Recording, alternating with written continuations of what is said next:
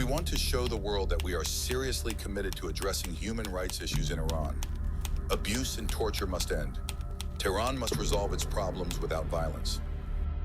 Of course, these are just words. What human rights? Oil extraction brought billions of dollars in profits.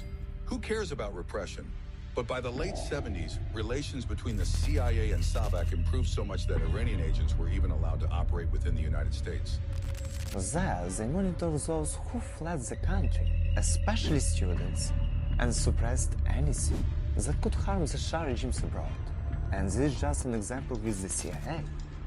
Savak was also known to work closely with MI6 and Mossad. Savak had close ties with Mossad. It can be said with certainty that the best agents of the agency were trained by the Israelis according to their methods. The biggest source of our intelligence was the Israelis. I mean the majority of our intelligence. In January 1978, the Islamic Revolution began in Iran. Ruhollah Musavi Khomeini played an active role in it, even though he was abroad, powerfully urging people to take to the streets and protest against the Shah policies. And generally, the people wanted to overthrow the regime. One of the key dates in those confrontations was August 20th. This day is remembered in the country's history as the Rex Cinema Fire. Here's what happened. A group of protesters was fleeing from the army and Savak units, and 500 of them took shelter in the cinema. To lure them out, Savak set the building on fire, but no one came out. The people died. There are different versions of what happened.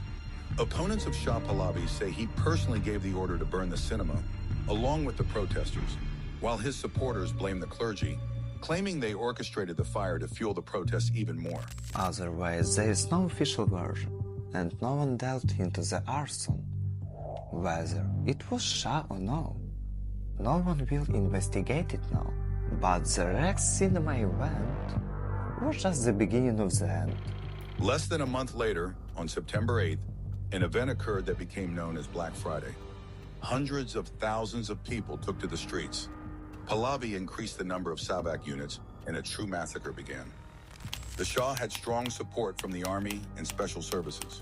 All the instruments of power were in his hands, which is why most people believed that the Shah could be overthrown with Khomeini's help, and they would deal with Khomeini later. The protests escalated so much that people chanted, "Death to the Shah."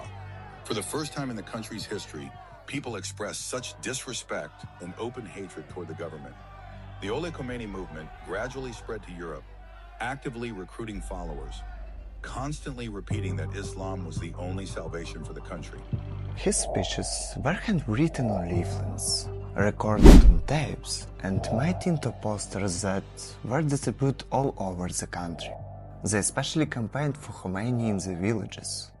He and his supporters were gradually gaining ground, and his followers filled the streets. Even the Savak agents eventually surrendered. In January 1979, Shah Mohammad Reza Pahlavi addressed the nation, stating that everything happening could be resolved. However, it sounded more like an apology and a plea for a second chance. But clearly no one wanted to give him that chance. Everyone already knew that Savak was an organization built for killing, torture, and violence. So, the Shah had no choice but to step down and relinquish power. He left the country and started a new life in the USA, where he received all the help and protection he needed.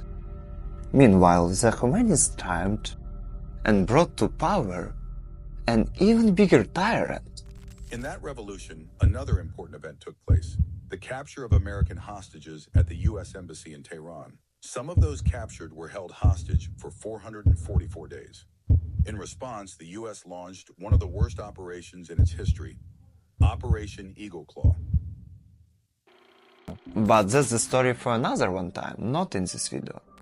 After 15 years of exile, Khomeini returned to Iran, greeted with applause as a hero, a liberator, and the new leader who would take the country forward. Upon assuming power, Khomeini declared himself the supreme leader. Savak members who were found were immediately imprisoned, and members of the government and Shah supporters were either executed or hanged. People were already shocked by what was happening, but it was only the beginning. Savak was disbanded, and in its place came Savama, the Ministry of Intelligence. It was essentially the same security service, but more focused on working in the information field, promoting Islam, dictating how life should be lived, and censoring anything that could contradict Islamic principles. As for the Shah, who fled to the US, he died of cancer in 1980. Khomeini began a new era in Iranian history, a bloody, brutal, and religion-controlled one. By now you have an idea of what Savak was and the crimes it committed.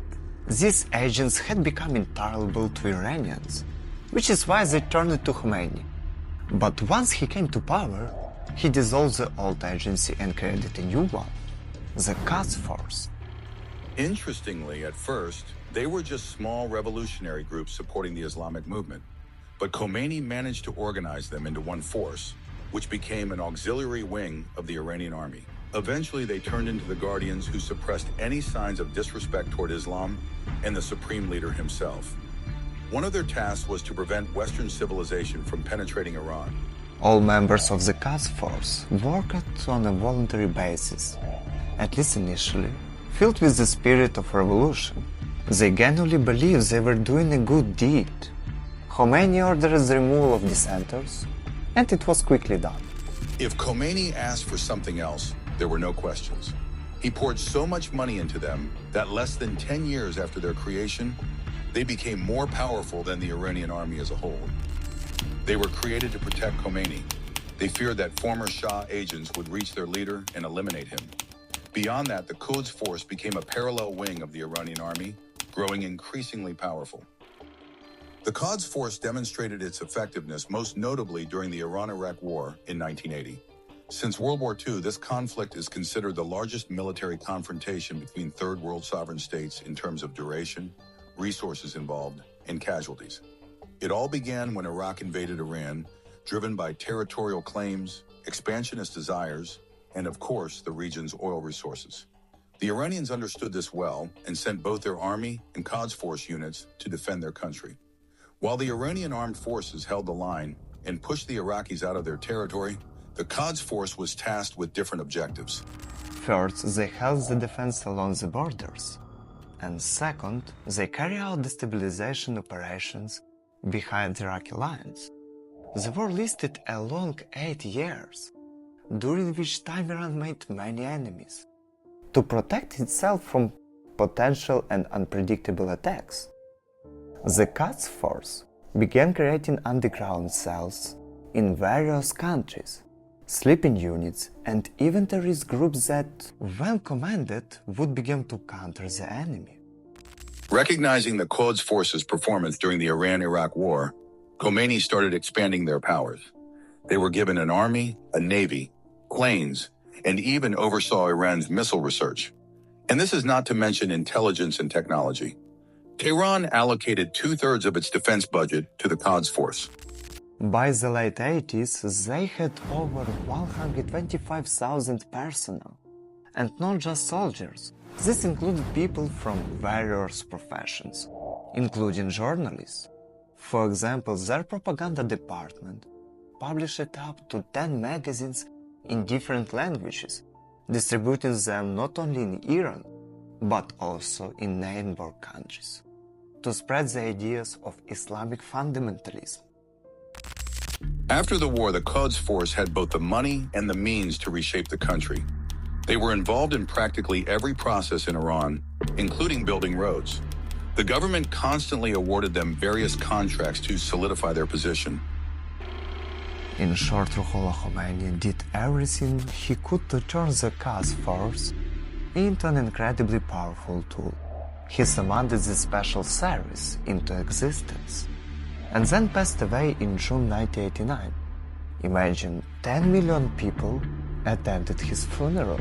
Now, Iran has a new supreme leader, Ali Khamenei, and nothing has changed. He continues the policies of his predecessor, and under his rule, the Quds Force has only grown stronger. For example, beyond military and propaganda activities, they also control the Basij, a paramilitary organization that functions as a kind of people's militia. The Basij's role is to control the population, suppress opposition, and disperse protests and so on. Unofficially, their ranks include up to 5 million people, with members ranging from as young as 12 to those of retirement age. While the youngest and the oldest may not be able to fight, they can easily serve as informants and observers. The rest, however, are battle-handed fighters who, if needed, can join the ranks of the Quds Force, swelling the numbers of this private special service from tens of thousands to several millions. The Quds Force uses the Basij for staged propaganda events in support of the regime. For instance, when the Supreme Leader calls for protests against Western countries, the Basij are the first to show up, encouraging or even forcing others to join the protests. Hezbollah, Hamas, Palestinian Islamic Jihad, the Yemeni Houthis, and other militant groups. The Quds Force's involvement in international terrorism was one of the reasons the United States designated the Quds Force as a terrorist organization. The United States officially recognizes the Quds Force and its Quds Division as terrorist organizations. This marks the first time in U.S. history that Washington has officially designated a branch of another country's military as terrorists. By the way, this happened in 2019, but did it make any difference? Probably no. The Quds Force continued to develop its access to advanced technology, work with third-party countries, and its Quds Division calmly continued its operations with terrorists around the world. For Iran's military and political leadership, the Quds Force is important because it allows them to engage in conflict with countries across the Middle East without officially involving Tehran in war like a private military company. Not to mention that they also actively spread their religious propaganda in every country they can. And of course, the Quds Force helps train these terrorists. Their training camps and ranges are scattered not just across Iran, but in other countries as well. It's serious training, mostly focused on guerrilla warfare, but they are also taught how to operate in urban environments. As of today, we know these camps exist in Yemen, Syria, Iraq, Lebanon, Afghanistan, Pakistan, Bahrain, and several other countries. By creating such bases and camps, Iran aims to strengthen its allies and its influence there. Tehran can easily control them, and within Iran itself, there are so many of these training bases that they could easily transfer the entire contingent from neighboring countries. Since the 2000s, the Irgc fighters have begun to deeply root themselves in the Iranian economy. Today, energy corporations, banks, real estate, and even constructions are under their control. It's like state within a state. They're impossible to destroy. They are Iran. Without their control and approval, not even airports are open. For example, in 2003, the Imam Khomeini Airport was supposed to open in Iran, the same one from which the Ukrainian Boeing I mentioned earlier took off. However, since the IRGC didn't like the terms of the contract, they simply prohibited the opening, so everything had to be postponed, and in the end, the terms were adjusted to the demands of the terrorists. It's impossible not to mention General Qassem Soleimani. Since the 1990s, he led the Quds Force in Iran and was the second most powerful figure after the Supreme Leader in terms of influence. He took part in the Iran-Iraq War, fought in Afghanistan, and in Syria on the side of Bashar al-Assad. Not only was he a terrorist, but the United States also suspected him of personally creating and financing at least 5 terrorist groups around the world, including those I've already mentioned in this episode. And when the USA designated the IRGC as terrorist, Qassem Soleimani was also included on that list. So they decided to take him out. On January 3rd, 2020, an American drone launched a missile at a convoy of vehicles. Along with Qassem Soleimani, 7 other people were killed. The operation was successful, but it was a painful blow for Iran.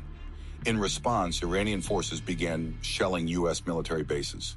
The Iranian army went into full combat readiness, fearing an attack from Washington.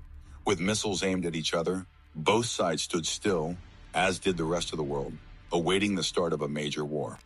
And at that moment, a Ukrainian Boeing took off into the sky, and within just 3 minutes, it was struck by Iranian missiles, taking 176 lives with it. And these are not the only IRGC operations that involve Ukraine. Since Russia's full-scale invasion of Ukraine, the Islamic Revolutionary Guard Corps has been supplying kamikaze drones and ballistic rockets to the Russian army. Initially, they were operators and instructors for the occupiers, and reports even surfaced that dozens of IRGC members had arrived in the temporarily occupied territories, but the defense forces actively eliminated them. Well, thank you for watching this video. Stay tuned for the second part about Putin, so subscribe and stay tuned for the video.